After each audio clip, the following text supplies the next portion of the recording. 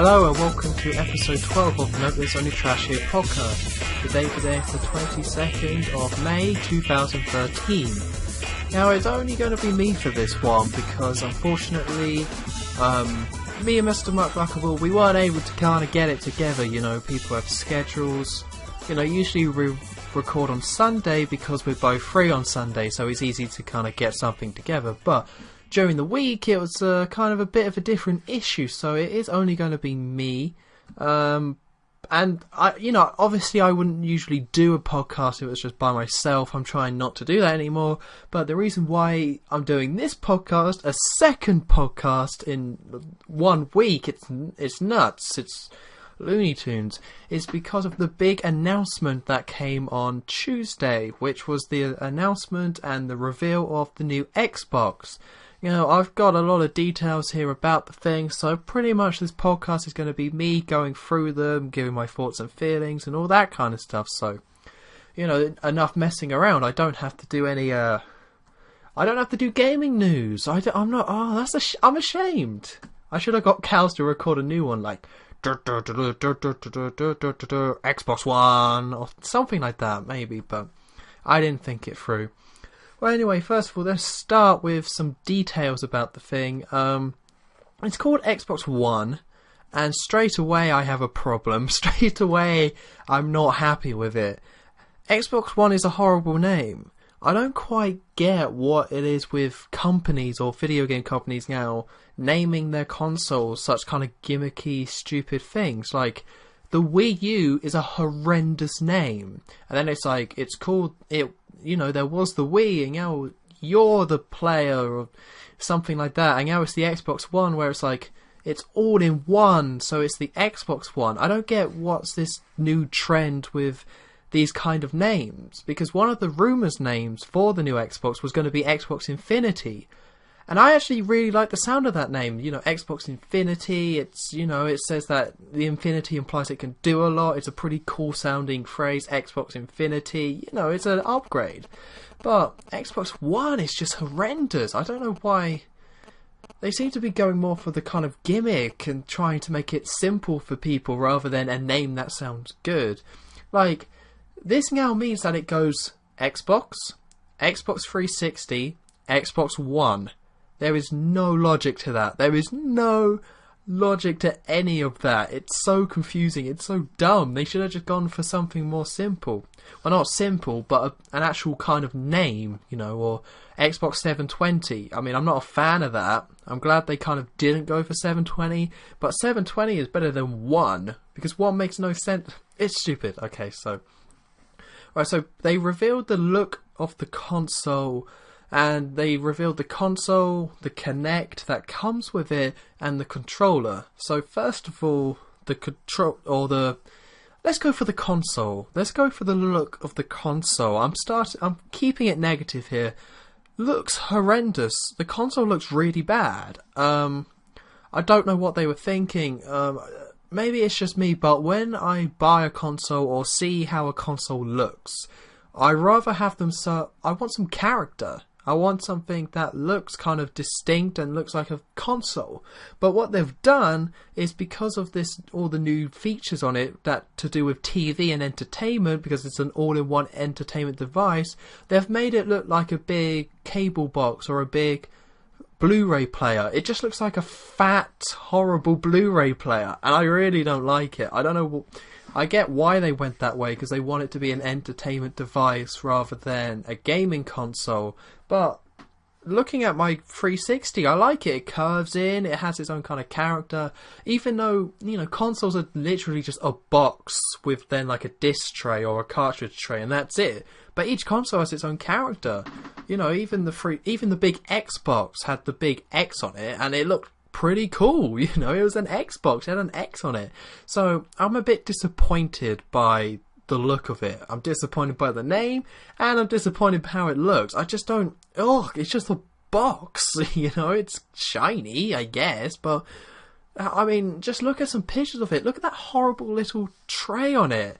They just have a little horrible little slot for your DVDs and Blu-rays. It's just like, no effort, it seems like. So yeah, I don't like the look of the console, but let's talk about the controller for a second, because the controller is very similar to the 360 controller, which I really like. The Xbox 360 controller, for me, when it comes to 3D gaming, is the best controller ever. The GameCube I really liked, but those big clunky shoulder buttons and the C-stick being a bit fiddly kind of makes me... You know, for me, it's a great controller, but the 360 definitely, it has it all. It's really comfortable to hold, it looks good, the triggers are cool. So I'm glad that they've stuck with that similar design for this new controller. They've made some tweaks. The D-pad is the biggest one, although they already made this adjustment for the D-pad, because they actually released a revised version of the 360 controller a few years ago, which had a lot better D-pad, so that's pretty cool. Although the D-pad, you don't really use the D-pad, and I never really had a problem with the D-pad. The only problem was with the D-pad is if a game ever went 8-directional, or had 8 directions. So like Oblivion, you could map 8 things to your D-pad, but of course it was not precise, so it didn't really work. So it's pretty cool that they've done that, and also apparently the triggers are now magnetic, which is cool, which apparently means something, but... Yeah, it looks similar, and looks like it's going to feel the same, so I'm pretty happy about that.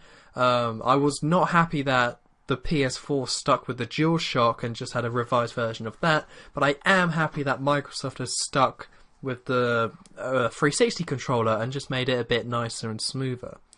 So, let's actually go into some details about the thing rather than me just saying how terrible it is. So the dashboard is similar to how Windows 8 looks, although really it's very similar how the current 360 dashboard looks, because they already updated the 360 dashboard to look like Windows 8, and because Microsoft are all in with Windows 8, they're kind of trying to keep that trend. They didn't want to, or I'm assuming they didn't want to reinvent the dashboard for the Xbox One, because they wanted it to be like the Windows 8, which they already done on the 360. So yeah, the dash, it looks pretty cool. I mean, with the dashboard they can update it at any time. With the 360, the dashboard at the beginning is radically different to the one we have now, so I'm not too really fussed about how the dashboard looks, but there are some new features to the actual hardware and with the actual dashboard, one of them being snap mode.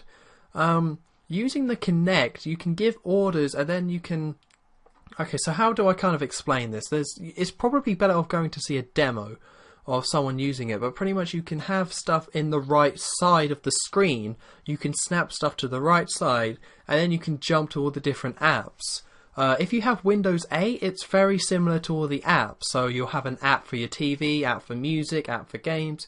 So pretty much you can snap like that with the Xbox One. So if you're playing a game, you can then snap something on the right side. If you're watching TV and you want to do some web browsing, you can snap it on the right.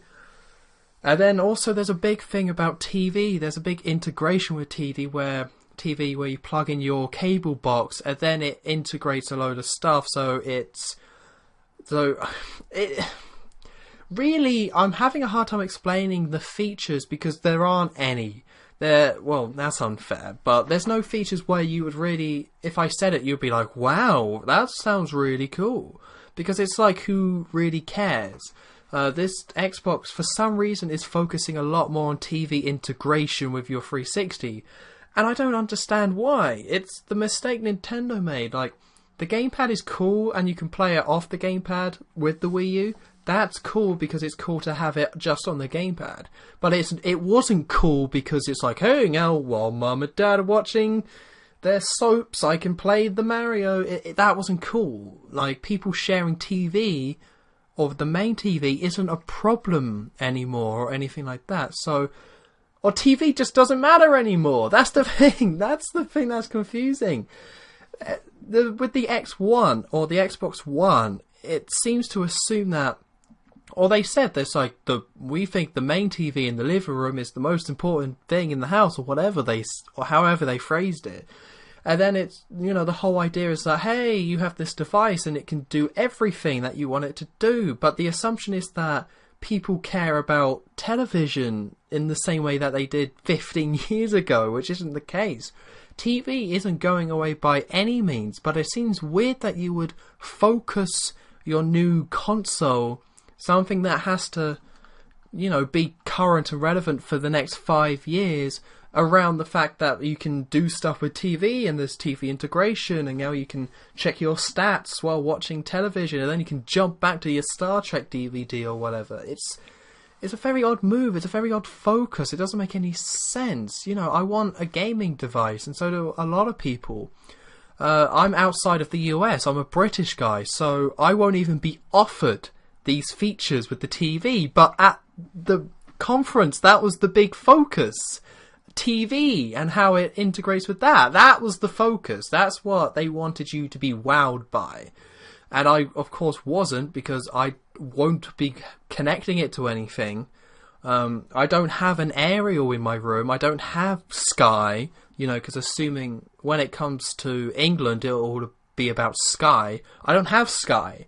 So that's all those features gone. That's all the big features, all this big reveal, all the big showing off gone. Just doesn't matter. And I'll be playing it in my room anyway. I don't watch TV. So, I shouldn't complain too much, because it is cool that it's there. But these features about the whole television thing, about snap mode, doesn't matter to me. None of it matters. And I'm sure there's a lot of people out there who, I don't think anyone hates these features, but it's such an odd focus when such a large percentage of your market doesn't care.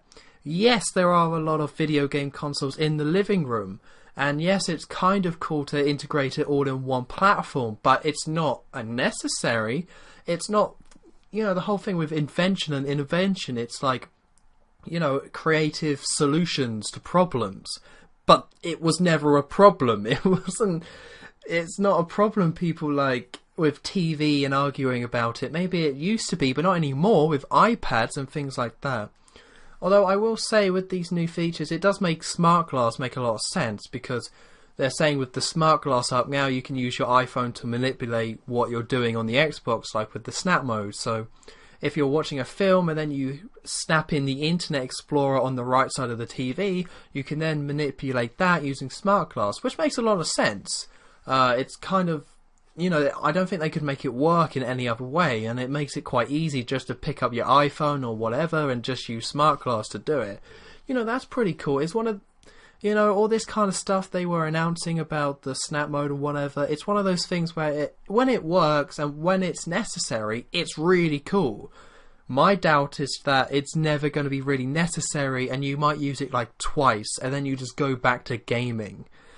So, yeah, but I should also mention, in terms of TV, they also announced that they're doing a TV or a Halo television series, which is a live-action series, and Steven Spielberg is behind it. So, that's pretty cool. It's hard to get excited about it because no details were announced, but it's pretty cool that they're now all in, because there were big rumours about a Halo television series and all that, but I'm assuming this came about because of the success of the Halo Forward Unto Dawn series, which I haven't seen, so I'm not going to comment on any of this, because my initial thought was like, a live-action Halo series? That sounds really stupid. Who cares? But, I haven't seen Forward Unto Dawn. Maybe it's really good. Most people say they like it, so I'm not going to slag off it, and Steven Spielberg is a great director and writer, so I'm sure they're going to do a good job with that, but again, I don't really care. And they're going to release it exclusively on Xbox One as part of the marketplace, so, that's pretty cool, I guess. Right, so the other big feature, or arguably the big feature they were showing off, is the new Kinect.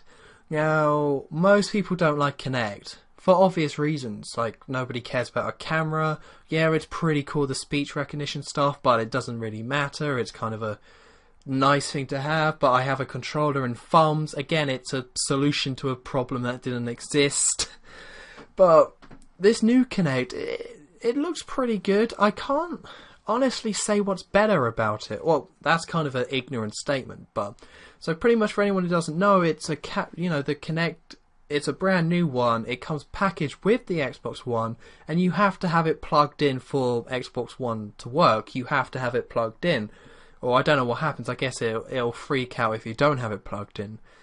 Some people were kind of freaking out, or kind of were upset that you had to have the Kinect plugged into the Xbox One for it to work, but I don't really see the big deal. The amount they were showing it off with the speech recognition, where you could go Xbox, Star Trek. They were really promoting Star Trek, or Xbox go to past. I've got that quote in my head for some reason, but yeah. So they were showing off a lot. So I wasn't surprised that you would have to keep it in all the time. You know, it's kind of complaining if like, oh, I brought a Nintendo Wii. What? I have to have my sensor bar plugged in the whole time. It's not really an issue, but the issue with the Kinect comes with, I don't care. Once again, this new Kinect is a lot more precise. It comes packaged in every one, and they're doing it right this time. If they want Kinect to work and want people to care about it and want it to be a really cool device, they're doing it right. They're making it packaged with every console. You have to have it plugged in. So making it a requirement is definitely the way to go for making people care about it and for making it relevant and for making it work and be cool. And the fact that the technology has improved and it can now measure depth on people a lot more, it can map out your whole body and things like that. They showed off some really cool demos. It's the way to do it, but again, I don't want to my body, I don't want that as the controller. That's I don't care. I don't want that as my controller. I have a controller. I'm holding a controller. It's fine. Now, you might call me hypocritical because I like the Wiimote and Nunchuck, but the Wiimote and Nunchuck, you're just kind of flailing a bit. It's not as integrated. You're not feel like you're being mapped and have to move in specific kind of ways. It's more kind of flailing, and then you get the cool pointer, and that's why I like the Wiimote, because you got the pointer. Yeah, it's mostly the pointer why I like the Wiimote, and also I find it comfortable. But with the Kinect, it's just, you're just there. I don't like that ease. I don't like that ease of just walking in front of the camera and being like, hey, now I'm playing a video game. I think it's dumb. I think it's unnecessary. I think it appeals to a very kind of stupid sort of person, not to offend anyone out there. But if you need that ease of access where you don't want a controller, then yeah, that's not a great way to play video games. You're not going to have an enjoyable experience. Sure, it's cool for a game like Just Dance or Dance Central, and that seems to be the only game series I can think where it would work. I don't know, maybe I need a developer out there to convince me that the Kinect is awesome by making an awesome game involving it. But again, I don't want to have to stand up, I don't want to have to be moving my arms around, because a lot of people's problem with the original Kinect was that the technology wasn't quite there, and it wasn't quite accurate and pinpoint enough, but it seemed to be close. So this should be now as good as they need it to make good games. But then again, my problem with the Kinect is that I don't want to be moving around in the way that game developers are going to make me move around. And the speech recognition stuff is pretty cool about saying commands to the Xbox, but again, I have buttons and hands. I can do that. It's fine. I don't have a problem doing that. And I don't want to be like, Xbox, play Mass Effect. I don't want to do that. That's dumb. And also, it's odd. Why don't they could do that with a headset, right? Like, I have a microphone. Couldn't they do that with just a microphone? Why do they need this expensive camera? So really, it has potential, the Kinect, and maybe I'll be convinced by it. But at this point in time, I'm just not fussed. It's cool that the technology is better. You know, it definitely needed to be better, and you know, it's a good idea to have it packaged with every one.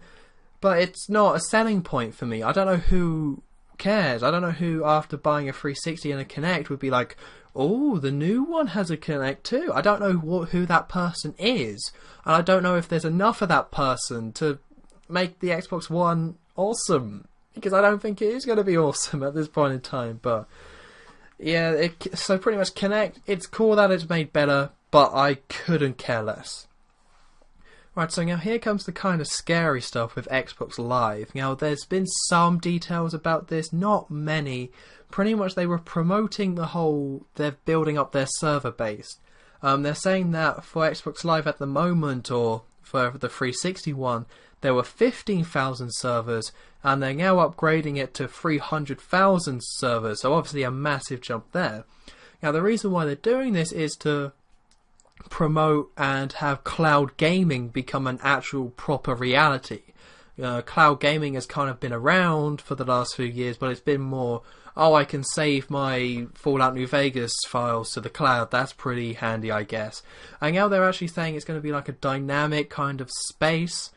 It was a lot of definitely company kind of stuff. Like, it's going to be the future where you're in the cloud or whatever. So at the moment, they haven't really announced any proper applications of the cloud and having all these servers, but they're saying how, you can have, it's going to help, I don't know, I don't want to misquote, but apparently it's going to help the Xbox run better, because they can run stuff through the servers that they previously would have to run through the 360 and stuff like that. So pretty much what it means in terms of gaming, potentially, is that MMOs are now going to be a possibility, and with online multiplayer they can now be more of a dynamic world. Like I previously said, it can keep going, it can kind of sustain itself, you can jump into it, which for me is really exciting. I think that's a really cool idea. I like the idea of having MMOs and that kind of style come to console. On the 360 they could never quite get it right, because MMOs on PC is just such a large community, and they can get it over to the Xbox and home console. So I'm excited to be seeing that. And the big game, I guess, for that and all these servers would be Destiny, that Bungie title. I'm not going to quite get into games yet, but yeah, there's definitely a lot of potential there. And even though I don't like the idea of everything being on the cloud, I think the fact that they're going all in with it kind of makes it better. It makes it more appealing that there's okay, we're all in with the cloud. We've got a ton of servers.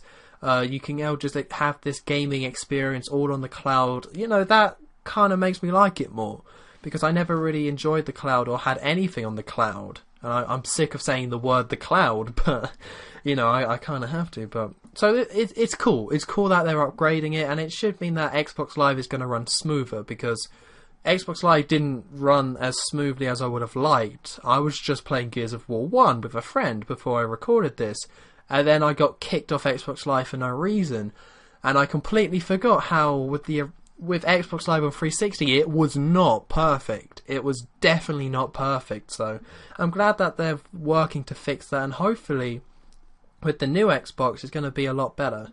I should say though that it doesn't. There's mixed reports at the moment about whether the new Xbox requires an internet connection. Now, the closest I've got to an answer is it requires to be connected to the internet at certain times, but not all the time. So pretty much no, it doesn't have to stay online, but you do need some sort of internet connection because for the cloud and things like that. So at the end of the day, you're going to be connected to the internet all the time, but it's not required. You can just buy the thing and put games into it. So, that's kind of pretty cool. Now, something else that I don't really like that is a factor of the cloud is this instant saving. Because the whole point is meant to be, an entertainment package on the big screen in your living room. So, if you're playing the Halo 5, so then you need to pause the game, because someone else can watch I don't know, whatever they want to do. You can instant save and then come back to it. Now, I don't know, that sounds cool, and I'm glad that, but again, it's another problem that wasn't really a problem. Every game has auto-saving now, or you can just save whenever you want, so it's not really a problem. You don't really need that instant saving. I guess it's to try and make it as seamless as possible, jumping from gaming to TV, from films to back to gaming and whatever, but it seems kind of pointless. And I'm worried does that mean there's save states in these games? Or that it might lead to the fact that every Xbox game or Xbox One game is going to have save states in, but probably not. It's just something that that was what jumped to me when I first heard about instant saving. So something else that is kind of a bit vague and a bit up in the air is used games. Now, there's been a big thing about can you play used games on these new systems? And again, there's no concrete yes or no answer, but pretty much the answer is yes, but not in the same way anymore. From what I can tell, reading reports and what people have been saying, and I think this is pretty much fact at this point, but whenever you buy an Xbox One game, you have to type in... Oh god, I can't believe they went for this angle. You have to type in a code, and then, you know, that to verify the fact that you brought a new game. So then you need to buy a new code if you're playing a used copy. Again, I hope this isn't concrete. Yes, this is definitely the way they're doing it, but that sounds really terrible. Assuming that's true, that's awful, and I hate it. Any sort of code typing, I don't do it anymore. If I buy a game that has DLC and it has a code attached to it, you know, like I open the case and there's like a sheet and it's like, oh, unlock this dragon armor, type in the code. I just don't type in the code. I'm not doing that. I'm not wasting my time typing codes on that awkward Xbox 360 keyboard. I'm not doing that. It's a hassle. It's a waste of time. So every single game that I buy new and I then trade in, you know, if you ever buy one of my old games, use the DLC. I didn't. It's fine. I haven't typed in a code for DLC in like a year at least, probably more, because I'm not doing it. So if I have to do that for every single game, then I'm not... God, what a hassle, just to try and stop piracy. It's just... Oh god, it sounds really terrible. But I'm assuming what they're actually going to do is that it's going to just... You're going to buy a copy of the game, and then each game is going to have a code like on the disc, like an ID code, and then it's going to like link that copy of the game to your account, or something like that. I'm assuming they're going to go that direction rather than a player having to manually type in a code just to load up their game. Because of course, the big advantage with the 360 over the PS3 is that it's more instant play. Because with the PS3 you have to install games. Now also it needs to be mentioned that with Xbox One you also now have to install games. But apparently that's a technical problem with Blu-ray. And with having these discs with such high memories on the disc, like with Blu-ray, because the PS4 and the PS3 you have to install, the Wii U you have to install, so now the Xbox One you have to install. But I'm assuming that the Xbox One is going to focus on keeping that as simple as possible, and probably will like install to this to the cloud. I'm assuming so. Well, let's hope they keep that as simple as possible. But speaking of Blu-ray, let's kind of talk about the technical aspects. Now, I'm not a big tech guy. I don't know all the technical breakdown of all this, but pretty much what I do know is that it's 8 gigs of RAM, it's quad-core, and it's Blu-ray, which pretty much makes it exactly the same as the PS4. Now, I know it's not the same as the PS4. Now, from what I can tell, with the subtle differences, the PS4 is slightly more powerful, but they're definitely pretty much matched. I think in terms of a gamer sitting down and using the consoles, I don't think you will notice any kind of difference in horsepower, because of course the PS3 was a lot more powerful than the 360, so it's pretty cool that the PS4 and the Xbox One is the same in terms of power pretty much, or the difference is very minimal. So I mean that's pretty nice, because it does mean that I've talked about this a couple times on the podcast where I feel like the generation was kind of brought down by the 360's old hardware, because you know I've got an old 360, it's an old arcade, and it can play like the new Tomb Raider and things like that. So the fact that the PS3 and modern PCs are playing Tomb Raider and my old 360 can is either a testament to the 360 or it's an embarrassment for other consoles. So it's nice that that's not going to happen here. So well, anyway, with that, let's get on to the actual games itself. There are some more stuff to be more details about the actual console itself, but you know, the main details weren't released that I cared about, the date and the price, which is really stupid because, okay, so pretty much the Xbox One had a very similar reveal console as the PS4, where they showed off some stuff, they talked about some details, they showed a couple of games, but they didn't reveal anything. You know, it was a reveal, they didn't do much more than that. But with the PS4, that conference was in February, so you can kind of understand it. It makes sense that they wouldn't go all in with that kind of stuff, or, you know, they wouldn't announce a release date. It was February. But this is this is May. May 21st this conference was on. Why didn't they announce some more stuff? Now, I know that they couldn't announce that many games because they were waiting for E3 to hit people with the big games, And that's fine, I completely understand that.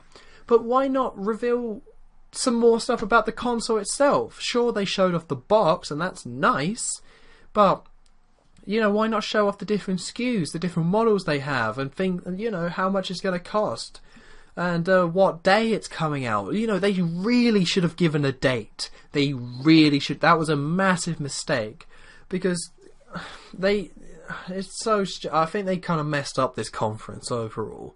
They just didn't reveal enough stuff. The stuff they did reveal were just kind of like, who cares really? That's cool, I guess, but who really cares?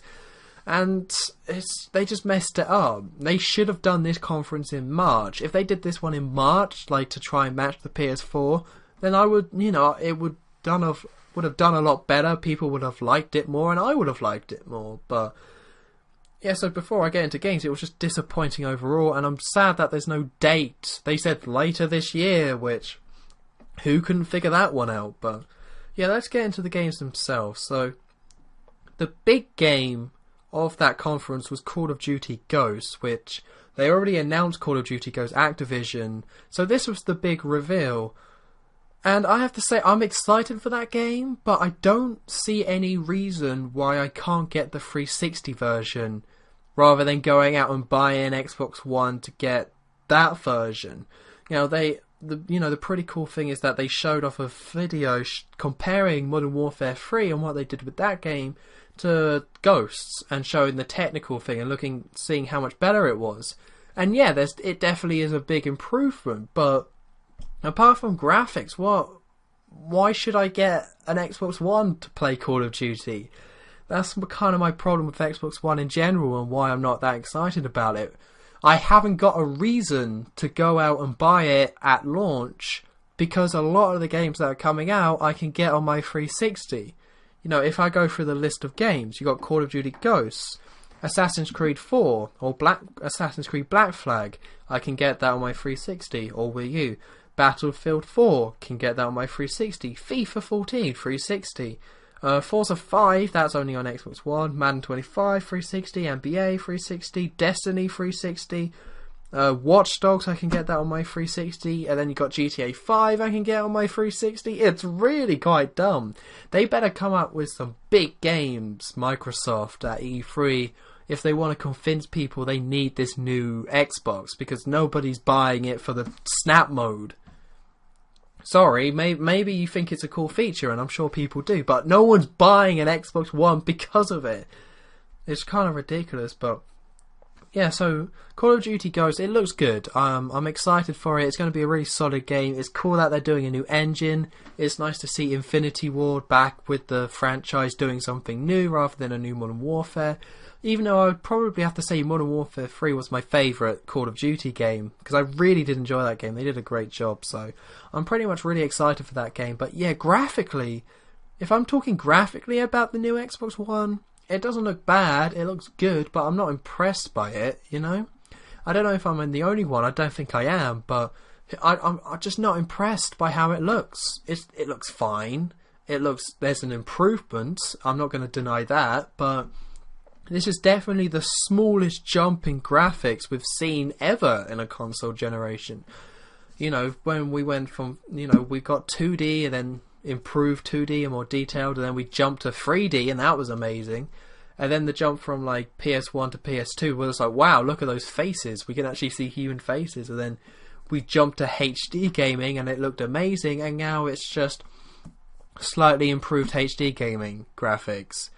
You know, of course, we're going to see, you know, games are going to be better and more expansive, and there's going to be more to them, and obviously the 360, there were limitations there, so it's cool that those limitations are going to get taken off and that they can do more. But yeah, in terms of just looking at the graphics of games, so far I haven't seen anything from the PS4 or the Xbox One that makes me think, wow, that's a really cool, good looking game. But yeah, I guess I should go over some of these other games here. We got a game called Quantum Break from the people who made Alan Wake, called Remedy. They didn't really reveal much about it, so I can't really get excited. It's just some live action trailer about some weird psychic girl, and you know, it's cool that they didn't do Alan Wake 2, because Alan Wake was really rough around the edges, so it's nice that they're just going for something new. So, rather than just trying to fix their own mistakes. That sounds like sarcasm. It's not. I actually am excited that they're doing something different, but... and that was about... Well, they showed off Forza 5 as well, but... I mean, it's another racing game. They're really good games, Forza 3 especially. And Forza 5 will probably be great, but, I mean, who's excited about a racing game? And really looking at the cars in that trailer didn't look that much better. Sorry, it didn't look that much better. It looked better, but it didn't look that much better. Maybe I'm just, pessimistic because of how long this generation was, Maybe if this console had come out in, 2011, and it was coming out that year, I would be impressed, but I guess maybe I'm just not impressed by better graphics anymore, so... But yeah, I mean, the interesting thing about the games that they announced is that there's going to be 15 exclusives on the Xbox One within the first 12 months of release. 8 of these are going to be new IPs. Now, at this point in time, the ones we know Forza 5 is an exclusive, Quantum Break, which is a new IP, which is an exclusive, and a game called Rise, which I think Capcom is making. I'm not too sure about that. That is also a new IP, which is an exclusive. So that's pretty exciting. It seems like with these 8 new IPs, they're trying to get their Gears of War for this generation. Xbox One, they had Halo and Fable.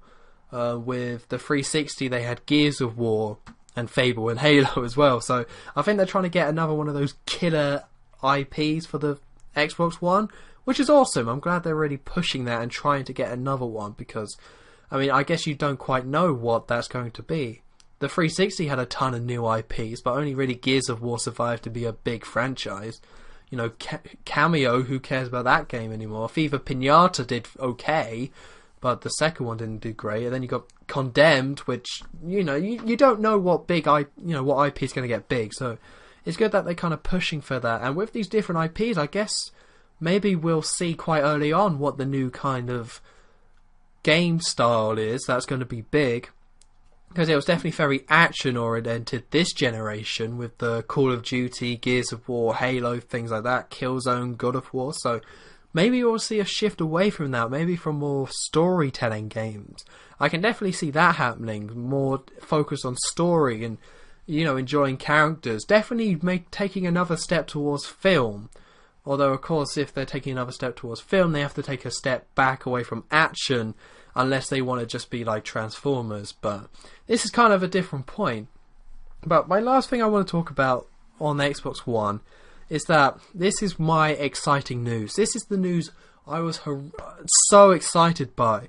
They announced that they're going to reveal at E3 a Rare game that's a sequel to a historic Rare game. That is so exciting. That is the best news I possibly could have heard.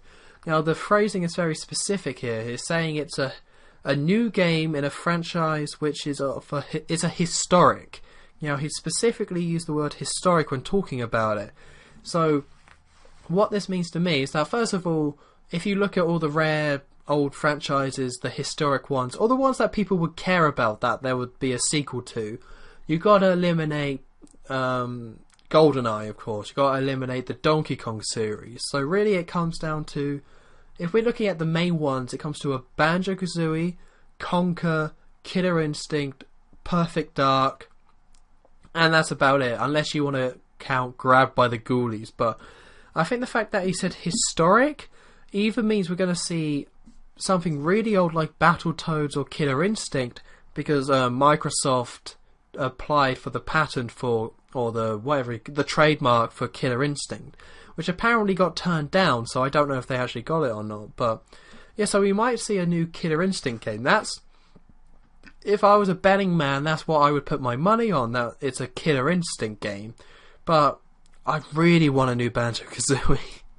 Here's the thing, I'm such a sellout. If there's a new Banjo-Kazooie on the Xbox One, then that's what I'm buying. That's it. That's what it comes down to. For some people, it really just comes down to one game, like with the PS3, it's like, the new Metal Gear Solid's on that, I'm buying that. With the 360, it's probably like, oh, what, Halo 3? I'm buying that then.